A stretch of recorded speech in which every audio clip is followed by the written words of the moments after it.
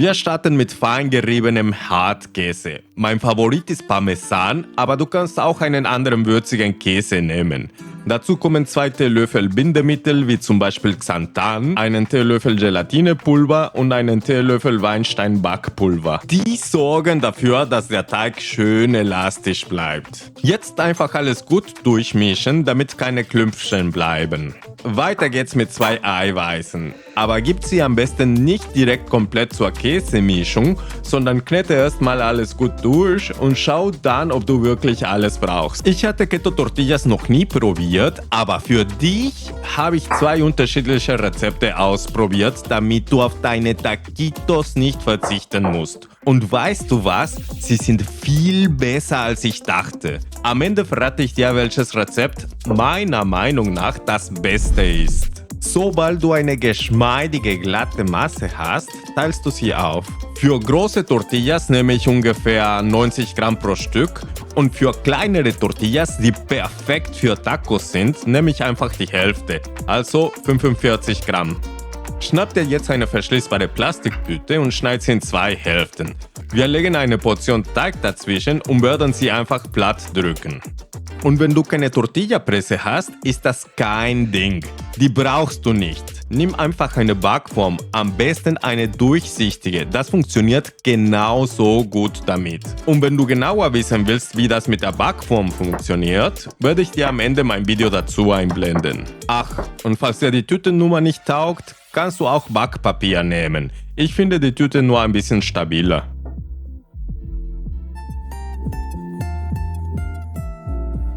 Sobald du eine Tortilla gedrückt hast, geht's ab in die Pfanne. Die Pfanne ist schon auf mittlere Hitze vorgeheizt und du brauchst weder Öl noch Fett. Wenn sich kleine Bläschen auf der Tortilla zeigen, weißt du, es ist Zeit, sie zu beenden. Das kann ein bisschen tricky sein und am liebsten nehme ich dafür einen Tortenheber. Einfach nach und nach die Tortilla vorsichtig drehen. Lass die andere Seite auch goldbraun werden und tada! Schau dir das an. Elastisch, nicht zu dünn und super für jede Füllung. Das Beste ist, sie sind komplett ohne Kohlenhydrate. Beim zweiten Rezept dreht sich alles ums Mandelmehl. Alle Zutaten wandern direkt in eine Schüssel. Erst das Mandelmehl und es kommen noch dazu 1,5 Teelöffel Xanthan, 1,5 Teelöffel Gelatinepulver und einen Teelöffel Salz.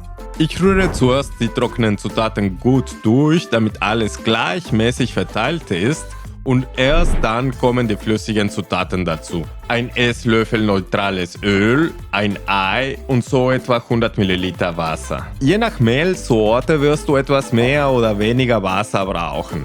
Gib es am besten nach und schau, ob der Teig noch ein bisschen mehr braucht. Mandelmehl hat je nach Sorte etwa 6 bis 9 Gramm Kohlenhydrate pro 100 Gramm Mehl und eignet sich deswegen super für Keto-Rezepte. Ich hatte Mandelmehl-Tortillas noch nie probiert, aber hey, was ich nicht alles für euch tue.